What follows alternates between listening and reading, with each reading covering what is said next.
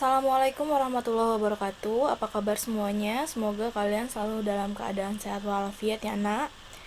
Kita bertemu lagi di pertemuan kita yang ke-10.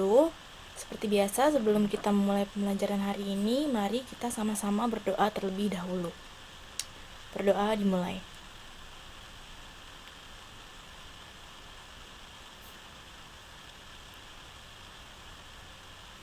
Selesai.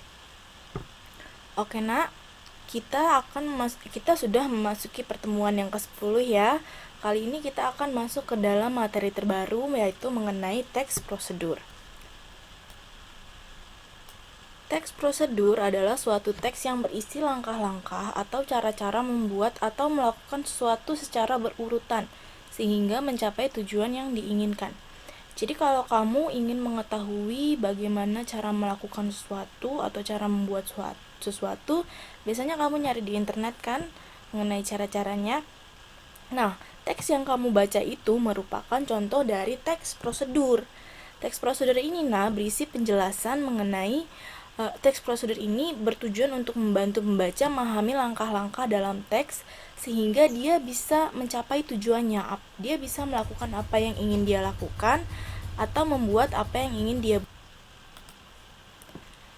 Nah, teks ini juga bertujuan untuk membantu pembaca menjabarkan alat dan bahan yang dibutuhkan dalam melakukan suatu, membantu pembaca untuk memahami bagaimana cara melakukan suatu, serta membantu memberikan tuntunan yang tepat, akurat, dan jelas tentang membuat sesuatu, melakukan sesuatu, atau mengoperasikan sebuah alat. Intinya, kamu mencoba untuk menolong si pembaca melakukan hal-hal yang tidak dia pahami sebelumnya. Oleh karena itu, teks prosedur ini harus dibuat serinci mungkin sehingga si pembaca bisa melakukan dan menyelesaikan tujuannya tanpa hambatan. Nah, ada beberapa ciri teks prosedur ini. Yang pertama, adanya suatu tujuan dalam melaksanakan kegiatan, serta adanya suatu bahan yang diperlukan, serta adanya suatu tata cara atau langkah-langkah, dan adanya batasan suatu hal aturan yang harus dipatuhi di dalam proses.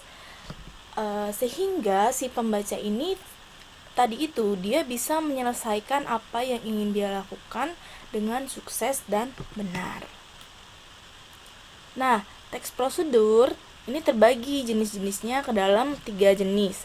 Yang pertama itu teks prosedur untuk memandu cara menggunakan atau memainkan suatu alat. Misalnya kamu baru beli handphone baru. Nah, biasanya kamu membaca dulu kan petunjuknya gimana sih cara menggunakan handphone tersebut. Atau kamu baru membeli kipas angin terbaru. Nah, biasanya kamu melihat dulu di dalam brosurnya bagaimana sih cara mengoperasikan alat ini. Nah, ini biasanya banyak ditemukan di peralatan-peralatan elektronik ya, nak. Yang kedua, teks prosedur untuk membantu cara membuat. Ada bahan, cara, dan langkah-langkah. Nah, misalnya ini tuh biasanya ditemukan di dalam buku resep. Kan banyak dari kita yang mau mencoba untuk membuat sebuah makanan tertentu ya. Biasanya yang lagi viral-viral gitu.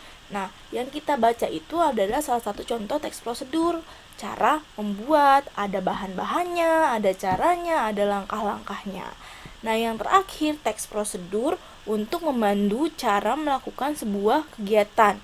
Cara menari, cara melakukan senam, dan lain sebagainya.